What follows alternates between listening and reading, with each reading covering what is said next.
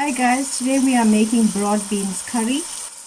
To the pot add in onion, chili and some curry leaves. Next add in half a tablespoon of turmeric,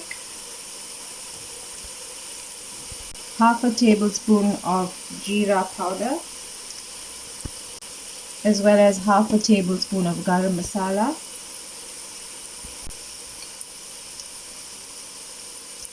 and mixed masala of your choice.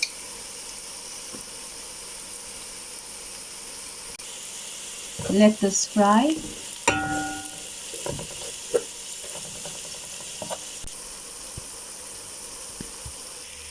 Now add in tomatoes and crushed ginger and garlic and let that fry. Next add in the broad beans together with the water that you had boiled the beans in, together with salt to taste, and let all of this cook together for about 10 minutes.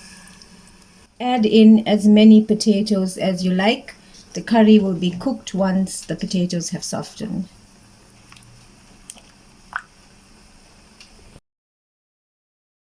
Thanks for watching guys. Bye.